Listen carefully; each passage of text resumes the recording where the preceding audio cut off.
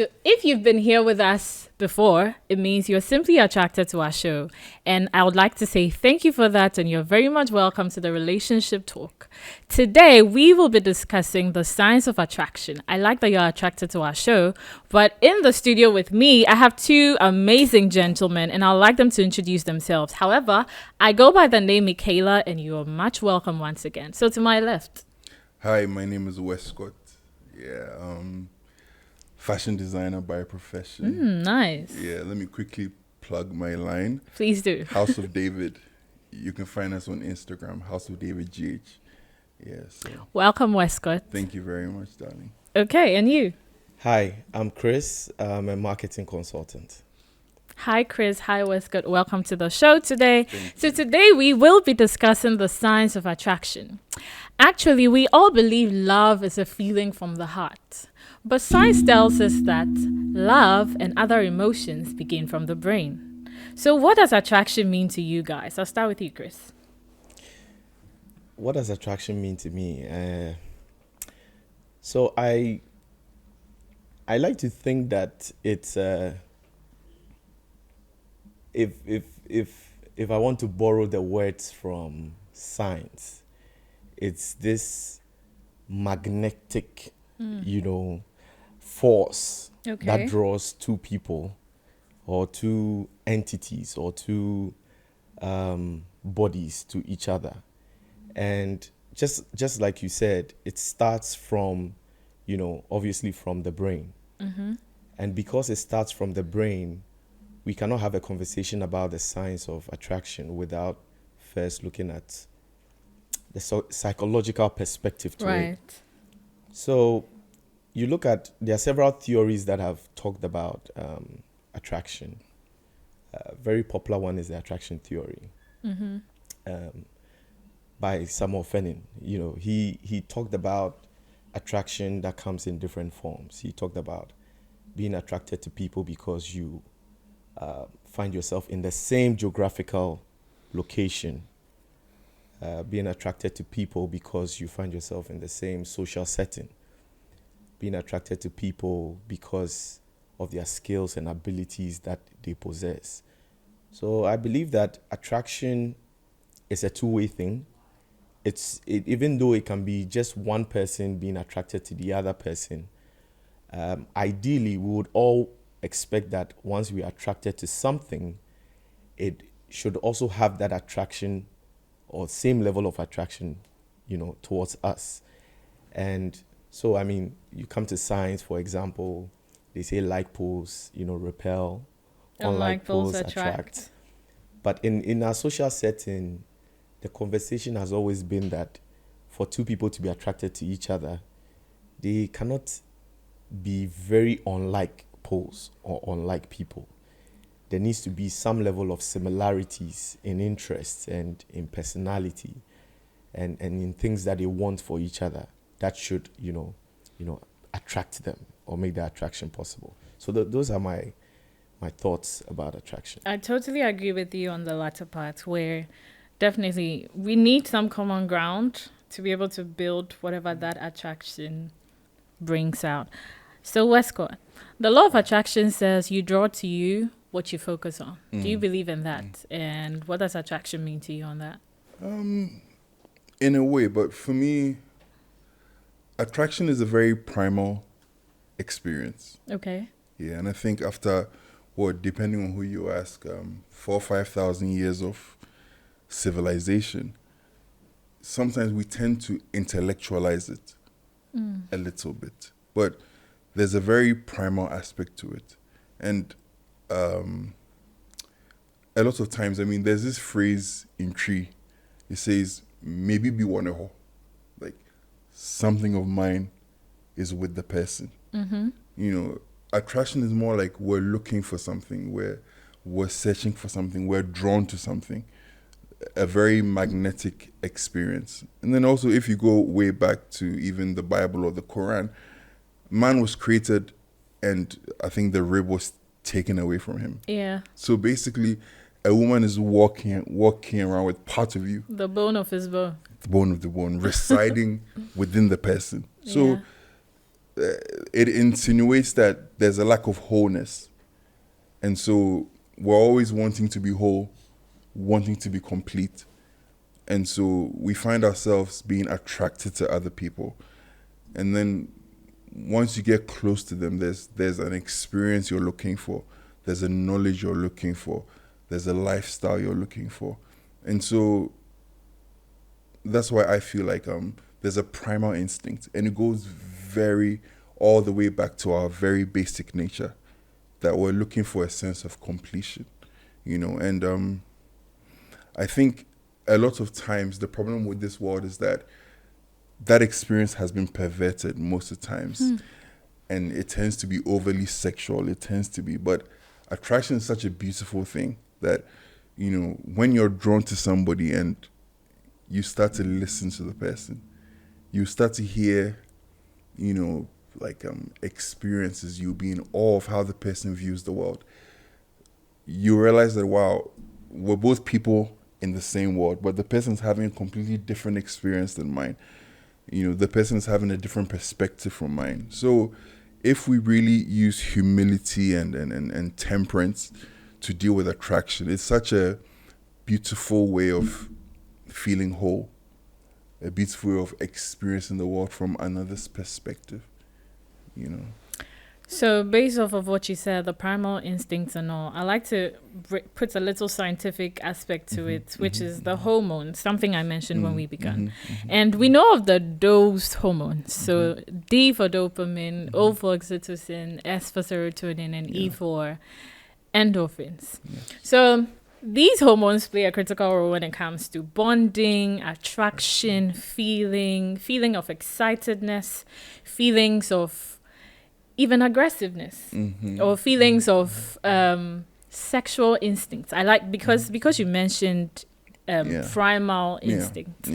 So what do you think plays a critical role that fuels these hormones between two people, that, like I'm saying, that factors into the fact that two people get attracted physically for you, Westcott? I feel like with regards to dopamine and all those kind of things, it's like being on a roller coaster or I think what stimulates human beings is being in awe, being surprised, experiencing things. And you realize that when you fulfill attraction, there's a shock wave that goes through your body. I mean, that's just the hormones being released, the dopamine. The two shall become one. That intertwining of two separate individuals temporarily into one, it provides some sense of ecstasy, sort of, Because back again, human beings are always feeling empty. And so that temporal moment where another, for want of a better phrase, enters another, it like gives the best. You definitely will. It gives the best of energy. There's some sort of excitement. There's some sort of surreal experience that you feel in your subconscious that, wow, I'm finally bonded to another.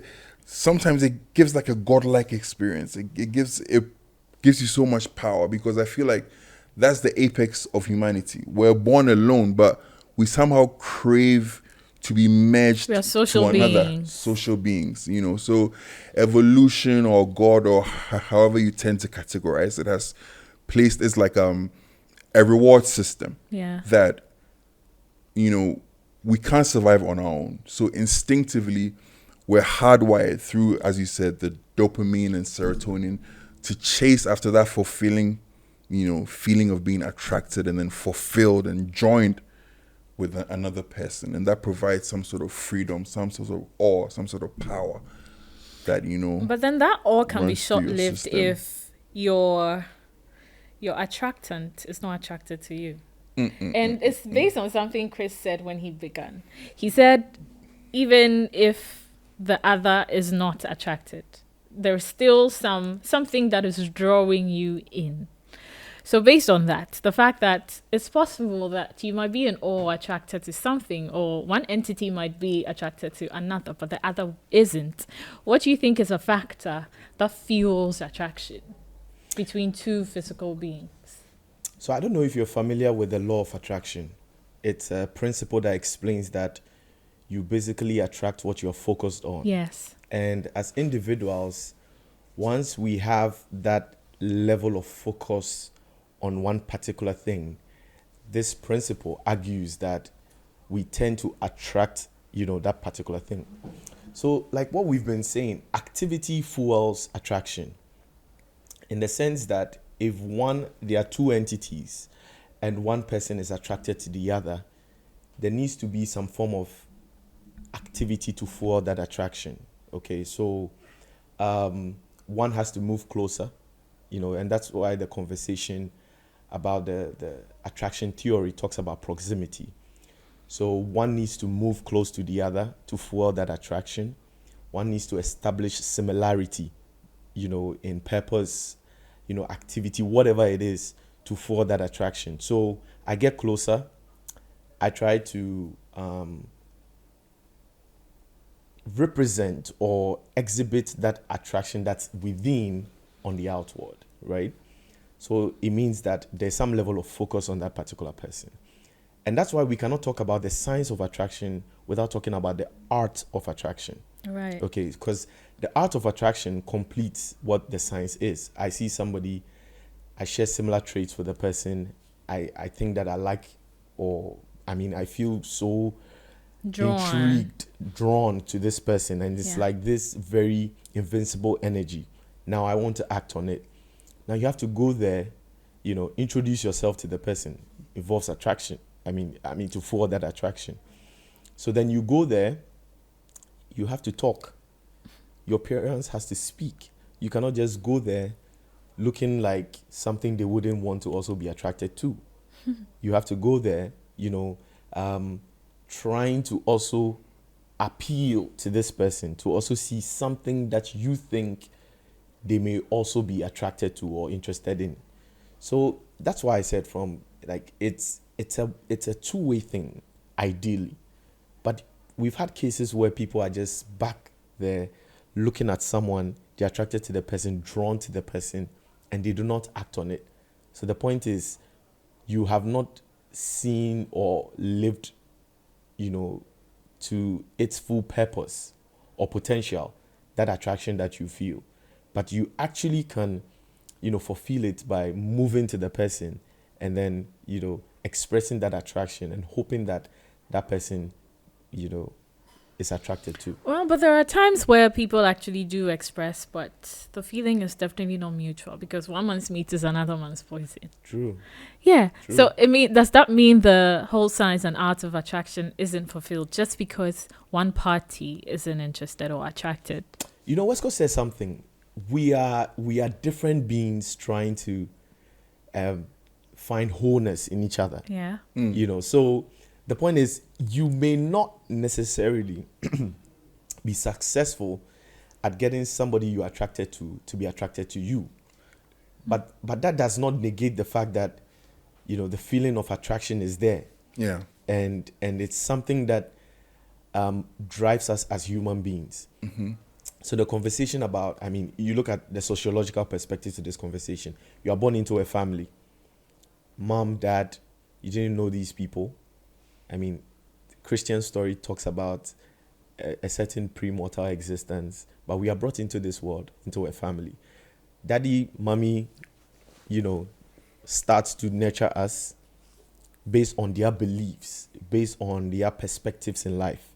So we grow up literally, let's say our first 18 to 20 years being guided or shaped by the perspectives of these two people, mainly a mom and a dad. And then when your siblings come into the picture, you're all growing up in that setting.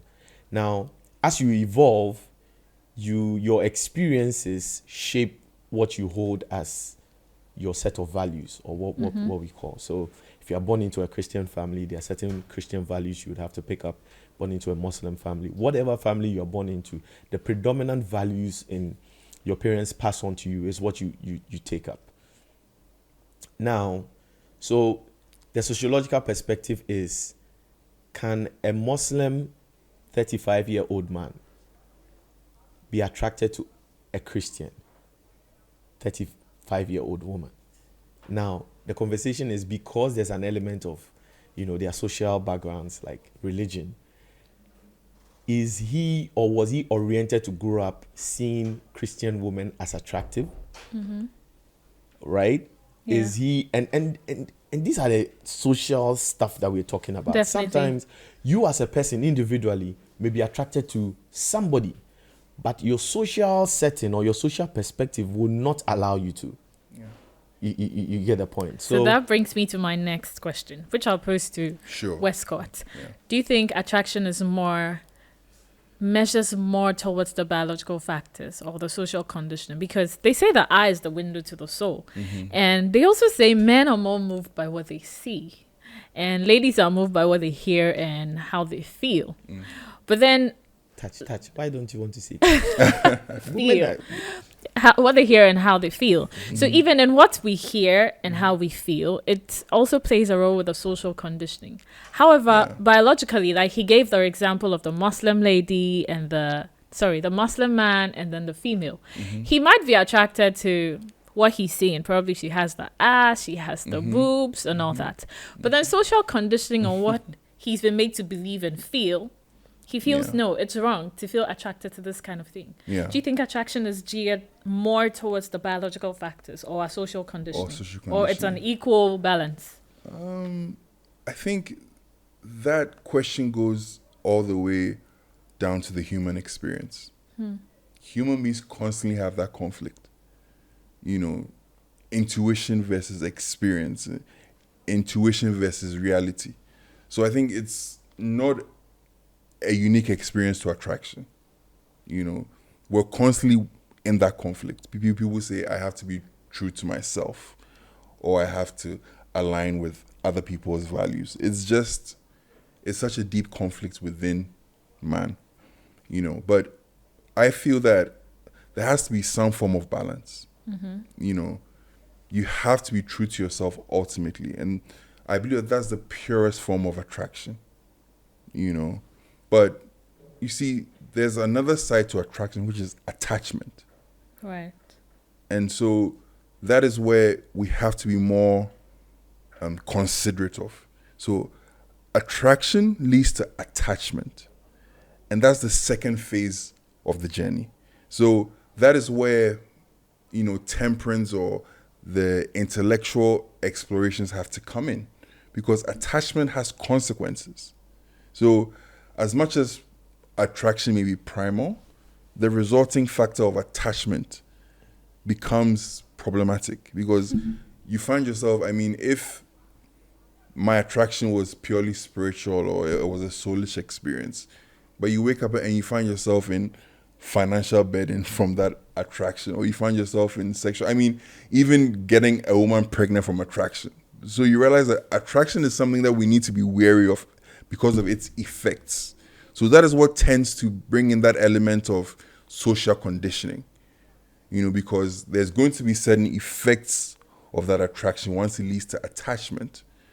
But I feel like ultimately you need to be guided by both. And I believe the key to life is striking gold by finding, resonance or a measure of these both inclinations, because you can't escape reality. At the same time, you also can't escape yourself. It's such a conundrum, and I think people often take that for granted. But this is such an important perspective, that which side do you listen to?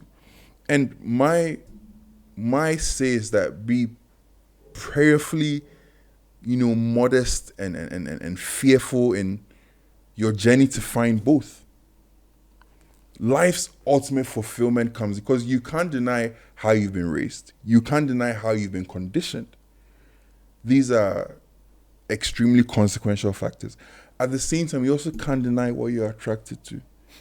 And it's if you don't fulfill attraction, life becomes pathetic. Even the Bible says that for all of man's toils, what is his reward? It's in the bosom of the one you love. So ultimately, but we're challenged to find synchronicity. We're challenged to find, that measure, that center meeting point between attraction and all of these social factors. So it goes back to the core of the human experience. Based on what Chris said, proximity, and he wanted me to talk about touch, I assume you're more of a physical attraction, touch, proximity kind of person. If I'm wrong, please tell me I'm wrong. But however, I'd like to know, do you think physical attraction is important? Or we can totally ignore that side and just consider the social conditioning? It's primal. You know, there are physical features that people consider as appealing. Even though your society that you find yourself in can influence what you consider to be appealing or beautiful. I think it was during this week, I saw a documentary. I don't know whether it was BBC or CNN, but the documentary was about Mauritania. Yeah. And it talked about the culture there where they see fat women ladies. I saw that Yeah. as beautiful. They overfeed them. Yeah, so very you- interesting. You see a very, let me say, in terms of shape or size, she's leaning more towards the slim, body type. And they do not see women like that as attractive in their society. A guy was interviewed and he said, I like my women fat.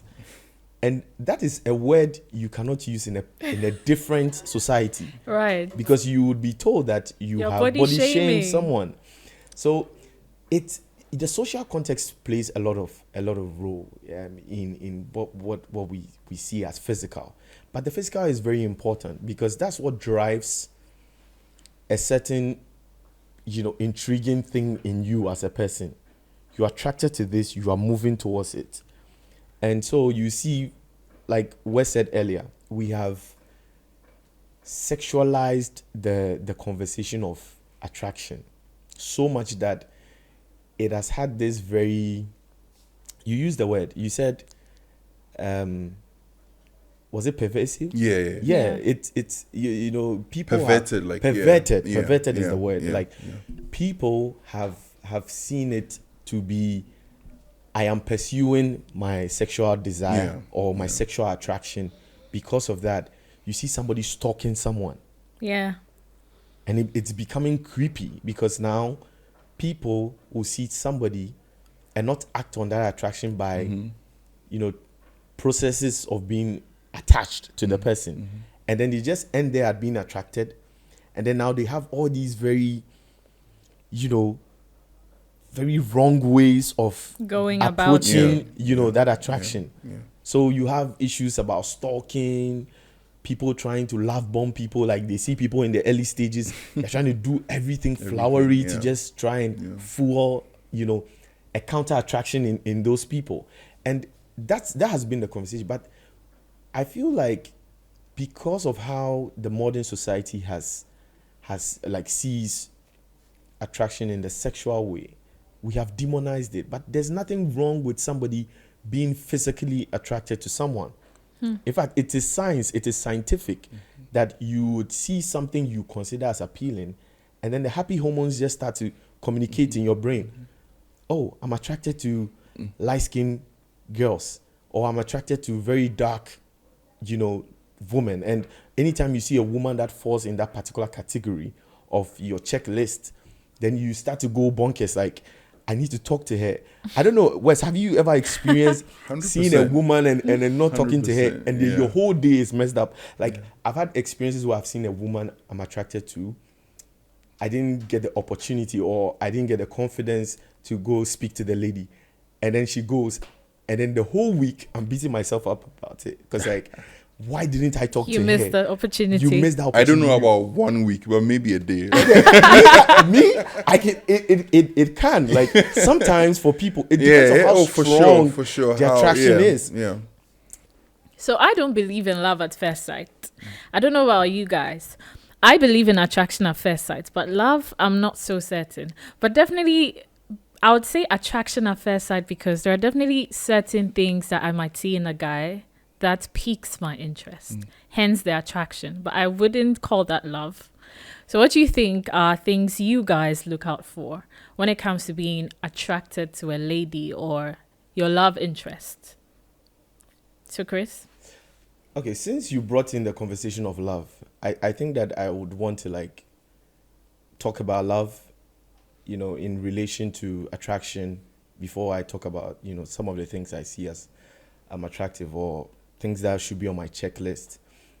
I feel like love is a decision. Okay. So you can be attracted to somebody and you can decide to forward that attraction and say that, okay, you know what, this is somebody, I see as attractive, I'm attracted to, and I would want to get attached to that person. Now, when you get into that conversation of attachment to that person, then it becomes then that's when the concept of love nurturing comes in, because love in itself is something that I believe has to be nurtured. It grows and it dies off. So there are certain experiences you need to subject yourself to get to a point where you can say that, oh, I love this person. Mm-hmm. So I like the fact that you're saying that love at first sight is quite a debatable, thing. People say, I see somebody. No, you can be attracted to somebody. Yeah. At first sight and, move to, but to just say you love the person, I believe that you need to get more information about the person to get to that decision of love. Now, for me, I'm someone who's big on people who are smart. Okay. Like, I love to talk. I want somebody who's conversational, someone I can have a conversation with. And I like people who have initiative. I can be attracted to you, and in the early stages of getting to know you, if I don't see you as also putting in, the initiative to also get to know me, it's my turn off. Okay. Like, I'm asking you questions about you, and in return, you're not asking me anything. Like, do you not want to get to know me also? But you're saying you're much of a talker. Mm-hmm. Some people are much listeners. So, I mean, that should balance. Unlike poles attract. So yeah, but the point is, that's when you are trying to form an attachment, then compromises come in. Compromises need to come in. So I see somebody as attractive, I move to that person because physically I see what I like, right? Now you're trying to get to know what's on the inside, and once you get to know what's on the inside, it means that the person has passed all the physical checks. So in our social setting, for example, the person needs to dress well, smell good, looking well groomed, right? I'm not big on wigs but that's part of the physical appearance. Yeah, and physicality is a part of the whole attraction package. Yeah, so I feel like I'm not big on like wigs and makeup and stuff. Okay. But I don't mind if somebody wants to wear that because they feel that will make them, look beautiful. But I'm not big on that. I don't really look at that as my criteria for like beauty. A natural hair would do. I mean, I feel like it depends on how confident you rock your fashion style. You meet some people who you do not necessarily agree with their sense of fashion, but how confident they just flaunt their look. That's just it for you. That's it for me, right? And then I want someone who is conversational, who you can have a conversation with, someone who's intelligent, right? And I believe I'm someone who's also big on, achievements, academic achievements, career achievements, professional achievements. You've gone to school, you have a master's, you have a PhD. Right. Like you are in your career, you are like a boss, you are a manager. I like to think and we the employees there. No. It's a thing for me. I feel like if you are able to dedicate yourself an effort to make yourself look attractive in this dating market, then you would be also able to put in effort to make whatever attachment or relationship work for the two of us. Then definitely a housewife isn't someone for you. I would like to come to you, Westcott, on if you agree Chris with him, that's fine. Chris has been my friend for years now, and I mean, we constantly have this back and forth. Conversations. I mean, we have zero, what do you call it? like a Venn diagram. Like our attractions don't meet at all in the middle. I mean, first of all, I'm not attracted to intelligence. Okay. No. It's for me, there's too much going on within my mind that I love somebody who's not an intellectual person to All right. take me on their own journey of stability and peace and enjoying the world as it is instead of always piercing the veil, because that's what I'm constantly doing. So one of the first thing I look for is somebody who will still me, who will still my mind. So in fact, like if you're a woman or who stimulates my mind a lot, no. Okay. I'm not attracted to it. Like, I want peace. I want a sense of awe. I want a sense of stillness. So for me, that's what primarily I'm attracted to. An example. An example like of a demographic of a woman like that. Yeah. Oh, I think Because there has to be something you look out for to approach the person before you get to find out the person can still the I think noises for in me, your head. let me give an example. I think someone like Sawami here. Like, I love the fact that she's vain. I love the fact that she will post 1,000 pictures on Instagram. It's like she's experiencing a different world than me, and I find that so attractive. I love vanity in a woman. Okay. I love that sense of self-love, that sense of constantly wanting to look good. I mean, he says he doesn't like makeup. I love it. I love that. Oh, he said he didn't mind. Oh, though. he doesn't mind, but like whether a wig, whether like I love that sense because it takes me outside of myself. It's because I'm very inward, constantly thinking. So I find that experience so amazing when I find somebody who just wants to experience the world, have like see things, do things, and doesn't take life too seriously. Because I'm always constantly overthinking, and so I love that. Like, oh, let's go, like let's just chill, it gives me a sense of stability. You guys are giving me all the political answers. However, going back to what I said initially about attraction at first sight, for me, I think I like a guy that speaks well and then smells good and then physically appearing very okay. You don't have to particularly look vain or anything, but let it be pleasing to my eyes. And also in the smelling good, I think this will bring us to the science again, which is pheromones. I mean, they are chemical messengers our body sends out. And according to science, there's a proof that when a lady is ovulating, the hormones she releases is very much attractive to a man. So it means men draw closer to her during times like these. Okay. So I just want to know from you. I've gotten all your political answers, but let's bring it to the reality. Let's bring it down on the ground where there are basic factors about people that pique your interest. But be it subconsciously or consciously, certain things get to you. I like to know what those kind of things are. And are they important? I mean, Do you mind a woman having body odor? Do you mind her having... I mean, so let's get there. Let's get real.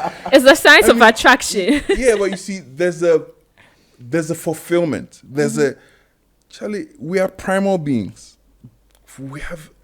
We sit here dressed up nicely, poised. There's a primal aspect to ourselves. There's an animalistic look at skin to skin. That whole bonding. So, for me like this, I despise uncleanliness. Okay. Yeah, so for me, that is such a turn-off for me. And it goes to my primal nature because I have a little bit of OCD. So for me, I love, again, it goes back to me wanting peace. So for me, uncleanliness is a sign of like Noise. Somebody who's not at peace, like sort of noise. Like, Okay. where are you going that you didn't take time to bath? Take care of yourself, because for me like this, you said you wanted the real. I'm not somebody who is just in for the bang, bang, bang, or for me, it's a sensual experience. Skin on skin. I want to kiss you, experience the totality of your landscape, not just certain parts. Yeah. So if I come and there's a lot of things going on. So those kind of things, those like chemical messengers and cleanliness and scent plays a huge role in attraction. I love that aura. Like some woman can pass you by and you have to follow her. She's so put together. She's so, everything is scrubbed. And Charlie, I want to experience it. You want to eat it. I want to laugh. Chris. Well, in the end, that may be a conclusion. But yeah, for me too, it's also about the journey. Yeah. It's also about, it's a climb. It's an anticipation. So for me, if I see, the skin, for me, one thing I'm highly attracted to is skin. Because for me, attraction is just such a sensual bond for me, so the smells, the care, the woman, so that's why I tend to draw towards, I think, maybe vain women, not too vain, but somebody who is quite concerned with how they appear. But a lot of you say, just like Chris, oh, I don't care if you do makeup or you wear a wig. But then you end up going back to chase these same ladies that you say, oh, I don't mind if you do makeup. You see, so that's me. I feel like, so coming here, this is what I decided to wear. Okay. I feel confident in it. So if I feel like it's more about the confidence you exhibit in how you're looking, right? But obviously, I wouldn't do a woman who wears like, no, I don't want to say designer, but you obviously shouldn't wear things that are fake. You shouldn't even if she looks good in it. It's fake. Like you could have bought something cheaper that's like authentic, and yeah. So I would prefer you looking, not trying too much. And so because of that, you have to fake to look a certain way, but like be yourself and then like embrace that. Sometimes I've been in a situation where a lady saw me and she was like, I don't know if this is appropriate to say, but she said, you give big dick energy. Interesting. And I'm like, well, what does that mean? And she's like, your confidence. Like, I don't think that you would have this confidence if you had a little penny. And then I'm like, really? And she's like, yeah, women look at stuff like that. Your confidence, how you're talking. So on that, it has to do with a lot with personality, right? So do you think personality plays a huge role in sustaining attraction and relationships in general? It does. Like, personality is a big thing in maintaining attraction. So a lady sees you, she looks like, oh, this guy looks like a guy who is well kept and everything. I mean, I'm even coming to physical examples. And then till she visits you and you have your things scattered all over the place. If it's something she's not attracted, she'll be like, she'll be turned off. What is this? Or she agrees to take you out, like to go out with you, right? And then you speak to the waitress in a manner that is demeaning. And she looks at that and she's like, in that instant, the attraction is just off because you sound very condescending and you spoke to somebody in a certain way. So to maintain attraction is not easy. You need to make sure that you are if you are faking from the beginning, you have to stick to the script till the end. So the person wearing the fake designer, I mean, the person is being authentically themselves because that's what they can afford. That's the person's personality. So because of that... So you know what I do? You know what I do if I cannot buy designer stuff? I just wear ordinary stuff, like a t-shirt. A t-shirt that does not have a design, right? But imagine me wearing something from Balenciaga that has some funny Balenciaga like writing on it. Like it's not authentic. I think it speaks a lot about you as a person. Exactly, like you're drawn to authenticity. So that's like a symptom. Somebody wearing something fake is like the person lacks authenticity. Exactly. Yeah, and so like that's a tenor for you. No, but it could be that's what the person can afford. However, with authenticity, I mean, we are talking about personality and its sustaining attraction. Yeah. Do you think someone trying as much as possible to cajole and ensure that they keep you in their circle by not being truly themselves. They are trying as much as possible to meet your demands, so the attraction is sustained.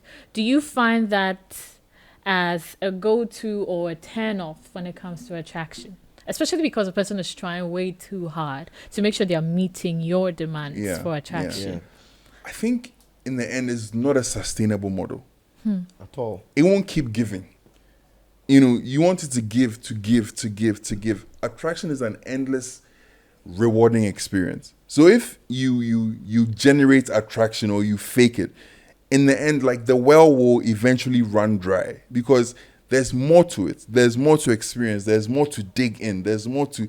So if you're truly attracted to somebody, it's an endless rewarding experience, because every day the person will do something new, will get you hooked on.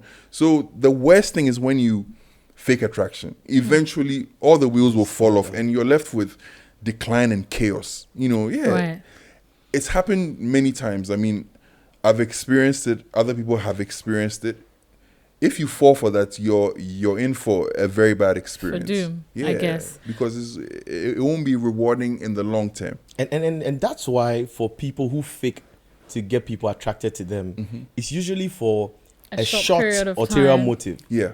So I am flowering like everything you want to see in a guy. I show it to you in a short time, and all that I want is just sex. All that I want is just to fraud, to fraud you. And that's why the conversations about, dating frauds, like I think now, because everybody is hooked on to this short-term showing of attraction to just get what you can get within a short time, and then you're away. What's the cherry on the cake for you when it comes to attraction? Your final words. Consistency. I mean, if the very thing that I'm attracted to is the reason why I came further to try and get attached to you, I mean, should be the same thing that should keep me attracted to you. Consistency is my thing. How about you, Westcott? Okay, so I think with the question we asked earlier, there's a thin line between pretending and being better. Okay.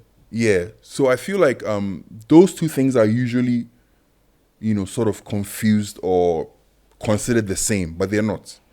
Sometimes you're attracted to somebody who makes you better, who wants, because sometimes we're all living in a world where we forget ourselves. We go down paths that don't increase our value. So sometimes attraction is a way of resetting our value systems, because once you're attracted to somebody, what that person desires may remind you of who you're supposed to be, Right. Which is a better version. So there's a thin line. It's in that situation, you're not pretending, you're fulfilling who you're really supposed to be. And so that attraction leading to attachment, that person comes in to refine you. And even it starts with God. As much as we're attracted to God, as soon as we bond to Him, there's a refinement. There has to be a process with which we become better. And it's the same thing with human beings. Once you're attracted to somebody, I've had experiences where, a woman was attracted to, let's say, my mind. But I had been through periods where, like, I was trying to focus on business, to where I'd even neglected my intellectual gifts. So attraction can be like a stimulant, where the person will see something about you and constantly pull it out. And in the end, it's a mutual beneficial experience. Because the best is brought out of you. Right. So someone want to say, oh, I like it when you dress well. Then you realize, oh yeah, you like to dress, but you've forgotten who you are. So attraction has a way of rewarding you and making you better and making you dig deep within yourself and being the best version of yourself. And it's a reminder to be on point, to level up. Yeah. I totally agree. Guys, it's been a very, very juicy discussion. I wish this could go on and on. However, we need to wrap up. So, guys, thank you so much for joining us today. We've been talking about attraction, and my advice to you is get yourself an attraction list. When he or she takes it, that's the person for you. It's been the relationship talk, and see you another time.